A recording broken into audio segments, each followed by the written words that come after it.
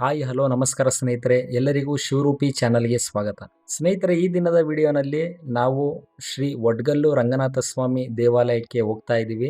Complete ಆಗಿ ದೇವಸ್ಥಾನದ ಪೂರ್ಣ ಇತಿಹಾಸವನ್ನ ತಿಳಿಸ್ಕೊಡ್ತೀನಿ. ಪೂರ್ಣವಾಗಿ ಈ ವಿಡಿಯೋವನ್ನ ನೋಡಿ. ಯಾರೆಲ್ಲ ನಮ್ಮ ಚಾನಲ್ನ ಸಬ್ಸ್ಕ್ರೈಬ್ ಮಾಡದೆ ನೋಡ್ತಾ ಇದ್ದೀರಾ, ದಯವಿಟ್ಟು ನಮ್ಮ ಚಾನಲ್ನ ಸಬ್ಸ್ಕ್ರೈಬ್ ಮಾಡ್ಕೊಳ್ಳಿ. ಹಾಗೆ ಈ ವಿಡಿಯೋಗೆ ಒಂದು ಲೈಕ್ ಕೊಡಿ.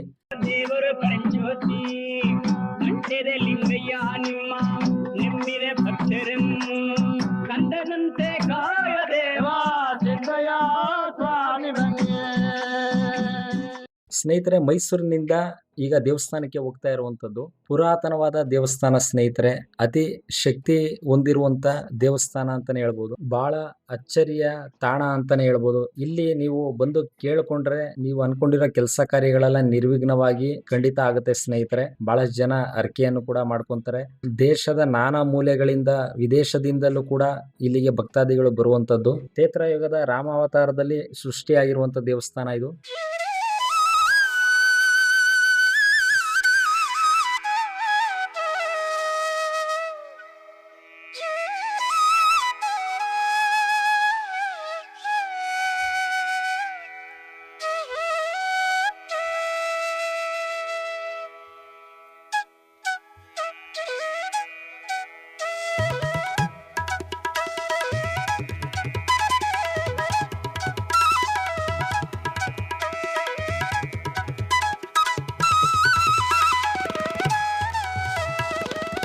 ಶ್ರೀ ಒಡ್ಗಲ್ಲು ರಂಗನಾಥ ಸ್ವಾಮಿ ಇಲ್ಲಿ ಉದ್ಭವವಾಗಿದ್ದು ಹೇಗೆ ತಿಳ್ಕೊಳ್ಳೋಣ ಸ್ನೇಹಿತರೆ. ಭೂ ವೈಕುಂಠ ಎಂದೇ ಪ್ರಸಿದ್ಧ ಪಡೆದಿರುವ ಈ ಸ್ಥಳ ಇರುವುದು ಮೈಸೂರು ಜಿಲ್ಲೆ ಟಿ ನರಸೀಪುರ ತಾಲೂಕು ಬನ್ನೂರು ಹೋಬಳಿಯಲ್ಲಿರುವ ಶ್ರೀ ಒಡ್ಗಲ್ಲು ರಂಗನಾಥ ಸ್ವಾಮಿ ಬೆಟ್ಟ ಪುರಾಣ ಪ್ರಸಿದ್ಧವಾದ ದೇವಾಲಯವಾಗಿದೆ.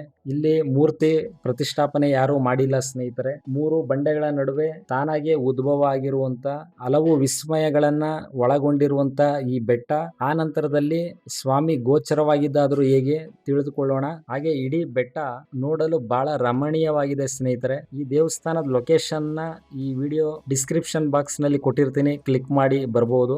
ಮೂರು ಬಂಡೆಗಳ ನಡುವೆ ಸ್ವಾಮಿ ಒಡೆದು ಮೂಡಿರುವಂತದ್ದು, ಅದರಿಂದಾಗಿ ಈ ಸ್ವಾಮಿಗೆ ಒಡ್ಗಲ್ಲು ರಂಗನಾಥ ಸ್ವಾಮಿ ಅಂತ ಕರೀತಾರೆ. ಇದು ಬಹಳ ಹಿಂದೆ ಋಷಿ ಮುನಿಗಳು ಸಿದ್ಧರು ವಾಸ ಮಾಡ್ತಿದ್ದಂತ ಬೆಟ್ಟ ಸ್ನೇಹಿತರೆ. ಇದು ಸಪ್ತ ಋಷಿಗಳು ಇದರಂತೆ ಇಲ್ಲಿ ನಿರ್ಮಾಣ ಆಗ್ತಾ ಇದೆ ಗೋಪುರ. ಈಗಲೂ ಕೂಡ ಬರುವ ಭಕ್ತಾದಿಗಳು ಈ ರಾಜಗೋಪುರ ನಿರ್ಮಾಣಕ್ಕೆ ಧನ ಸಹಾಯವನ್ನ ಮಾಡಬಹುದು ಸ್ನೇಹಿತರೆ. ಪ್ರತಿ ಶನಿವಾರ ಮಧ್ಯಾಹ್ನ 3 ಗಂಟೆಗೆ ಇಲ್ಲಿ ವಿಶೇಷ ಪೂಜೆ ಇರುತ್ತೆ. ಯಾವತ್ತೇ ಬರ್ತೀನಿ ಅಂದ್ರೆ ಬಹಳ ಮುಖ್ಯವಾಗಿ ಶನಿವಾರ ಮಧ್ಯಾಹ್ನ 3 ಗಂಟೆ ಪೂಜೆಗೆ ನೀವು ಇಲ್ಲಿ ಬರಬೇಕು. ತುಂಬಾ ಚೆನ್ನಾಗಿರುತ್ತೆ ಸ್ನೇಹಿತರೆ.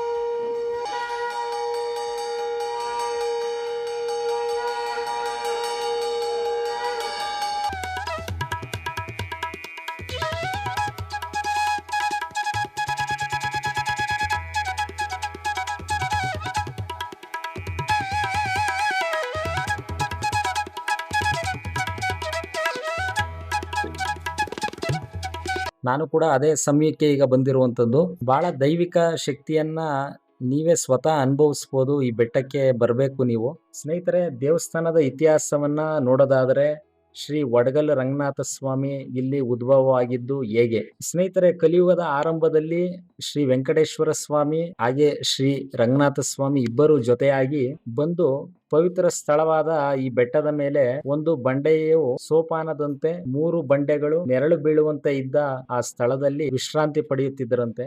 ಆನಂತರ ಅಲ್ಲಿಂದ ಶ್ರೀ ಕಂಬದರಾಮನ ಬೆಟ್ಟದ ತಪ್ಪಲಿನಲ್ಲಿ ಹರಿಯುತ್ತಿದ್ದ ಕಾವೇರಿ ನದಿಯಲ್ಲಿ ಸ್ನಾನ ಮಾಡಿ ಇಬ್ಬರು ನಾಮ ಹಾಕಿಕೊಳ್ಳಲು ತಿರುಮಣಿ ಪೆಟ್ಟಿಗೆ ಹುಡುಕಲಾಗಿ ತಾವು ಬೆಟ್ಟದ ಮೇಲೆ ವಿಶ್ರಾಂತಿ ಪಡೆದ ಸ್ಥಳದಲ್ಲಿ ತಿರುಮಣಿ ಪೆಟ್ಟಿಗೆಯನ್ನು ಬಿಟ್ಟು ಬಂದಿರುವುದು ನೆನಪಾಗುತ್ತದೆ. ಆಗ ಶ್ರೀ ರಂಗನಾಥ ಸ್ವಾಮಿ ಬೆಟ್ಟಕ್ಕೆ ಬಂದರು. ತಿರುಮಣಿ ಪೆಟ್ಟಿಗೆಯನ್ನು ಎತ್ತಲು ಅದು ಕೈಗೆ ಬರದೆ ಹೋದಾಗ ಆ ವಿಷಯವನ್ನು ಅಣ್ಣ ಶ್ರೀ ವೆಂಕಟೇಶ್ವರನಿಗೆ ಹೇಳಿದನು. ಅದನ್ನು ಕೇಳಿ ಶ್ರೀ ಹರಿಯು, ನಾವು ವಿಶ್ರಮಿಸಿದ್ದ ಸ್ಥಳ ತುಂಬಾ ಶ್ರೇಷ್ಠವಾಗಿದೆ, ಅದು ಮಾನವ ಕೋಟಿಗೆ ಯಶಸ್ಸು ಲಭಿಸುವ ಸ್ಥಳ. ನೀನು ಆ ಸ್ಥಳದಲ್ಲಿ ನಾಮದ ಪೆಟ್ಟಿಗೆಗೆ ಒಡ್ಗಲ್ಲೆಂದು ನಾಮಕರಣ ಮಾಡಿ ಈ ಕಲಿಯುಗವು ಅಂತ್ಯವಾಗುವವರೆಗೂ ನೀನು ಒಡ್ಗಲ್ ರಂಗನಾಥ ಸ್ವಾಮಿ ಎಂಬ ಹೆಸರಿನಿಂದ ಅಲ್ಲೇ ನೆಲೆಸು, ನಂಬಿ ಬಂದ ಭಕ್ತಾದಿಗಳಿಗೆಲ್ಲ ಆಶೀರ್ವದಿಸು ಎಂದು ಹೇಳಿದರು. ಶ್ರೀ ವೆಂಕಟೇಶ್ವರನು ದಕ್ಷಿಣಾಭಿಮುಖವಾಗಿ ಅಲ್ಲಿಂದ ಹೊರಟು ಹೋದನಂತೆ. ಹಾಗೆ ಹೊರಟು ಹೋದ ವೆಂಕಟೇಶ್ವರನು ನೆಲೆಯಾಗಿದ್ದು ಈಗಿನ ಹುಲಿಗನ ಮುರುಡಿ ಎಂಬ ಕ್ಷೇತ್ರದಲ್ಲಿ. ಅಲ್ಲಿ ಹುಲಿ ಹುಲಿಗನ ಮುರುಡಿ ಕ್ಷೇತ್ರವು ಕೂಡ ಚೆನ್ನಾಗಿದೆ. ಆ ದೇವಸ್ಥಾನದ ಲೊಕೇಶನ್ ಲಿಂಕ್ ನ ಈ ವಿಡಿಯೋ ಡಿಸ್ಕ್ರಿಪ್ಷನ್ ಬಾಕ್ಸ್ ನಲ್ಲಿ ಕೊಟ್ಟಿರ್ತೀನಿ. ಶ್ರೀ ಒಡಗಲ್ ರಂಗನಾಥ ಸ್ವಾಮಿಯು ಶ್ರೀ ವೆಂಕಟೇಶ್ವರ ಸ್ವಾಮಿಯನ್ನು ಕುರಿತು, ಸ್ವಾಮಿ, ಇದುವರೆಗೂ ನಾವಿಬ್ಬರು ಜೊತೆಯಲ್ಲೇ ಇದ್ದವರು, ಎಂದಿಗೂ ಬೇರೆ ಆಗಿರಲಿಲ್ಲ.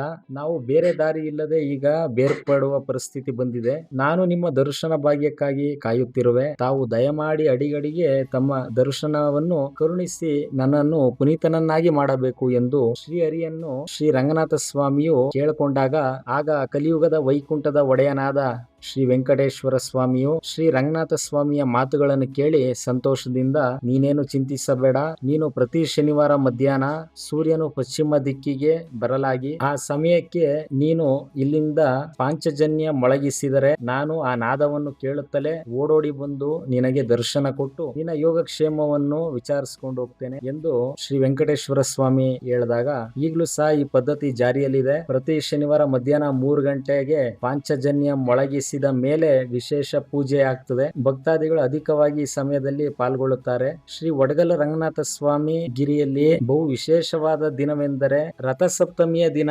ಈ ಗಿರಿಯ ಸುತ್ತಮುತ್ತಲ ಅನೇಕ ಗ್ರಾಮದ ಸಾವಿರಾರು ಜನರು ನೆರೆದು ಸ್ವಾಮಿಯ ರಥೋತ್ಸವವನ್ನು ವಿಜೃಂಭಣೆಯಿಂದ ಆಚರಿಸುತ್ತಾರೆ.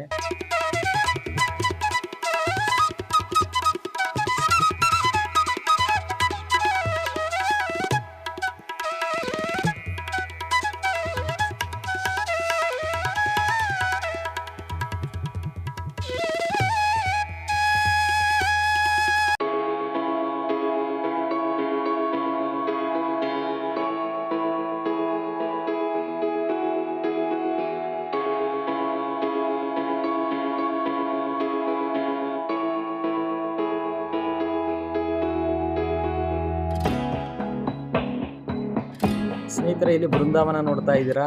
ಇದಕ್ಕೆ ಇತಿಹಾಸ ಇದೆ. ನಾನು ಆಗ್ಲೇ ಹೇಳದಂತೆ ಬೆಟ್ಟದ ಒಡಲಿನಲ್ಲಿ ಈಗಲೂ ಕೂಡ ಅಚ್ಚರಿಯನ್ನ, ಹಲವು ವಿಸ್ಮಯಗಳನ್ನ, ಗೋಪ್ಯತೆಯನ್ನ ಕಾಪಾಡಿಕೊಂಡು ಬಂದಿರುವಂತ ಈ ಬೆಟ್ಟ ವಿಸ್ಮಯಕಾರಿಯಾಗಿದೆ. ಆಗ ಹಿರಿಯರು ಪೂಜೆ ಮಾಡ್ತಿದ್ದಂತ ಸಂದರ್ಭದಲ್ಲಿ ಬೆಟ್ಟದ ತುದಿಯಲ್ಲಿ ಈಗಲೂ ಎಡಗಡೆ ಮತ್ತು ಬಲಗಡೆ ಗುಹೆ ಇರುವಂತದ್ದು. ಅದನ್ನ ನಾನು ವಿಡಿಯೋ ಮಾಡಿಲ್ಲ.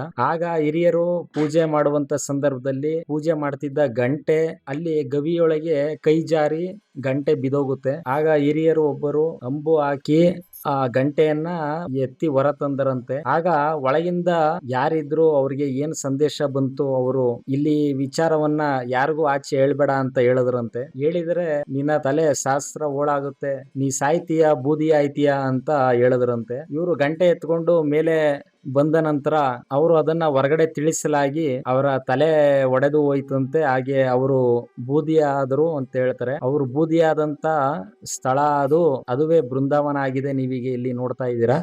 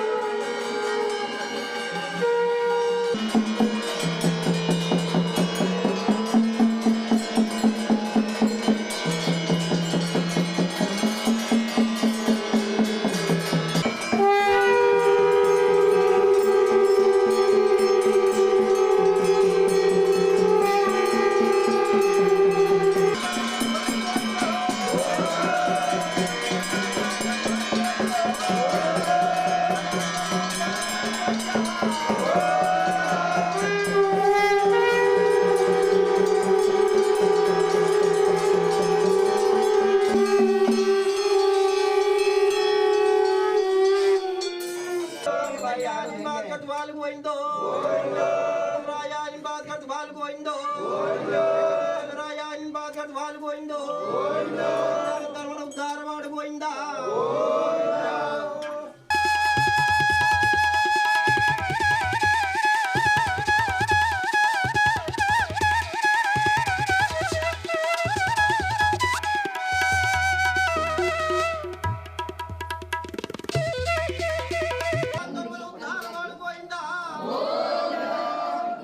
ಸ್ನೇಹಿತರೆ ನೋಡಿದ್ರಿ, ನೀವು ಕೂಡ ಈ ಕಡೆ ಬಂದಾಗ ತಪ್ಪದೇ ಈ ಕ್ಷೇತ್ರಕ್ಕೆ ಭೇಟಿ ನೀಡಿ.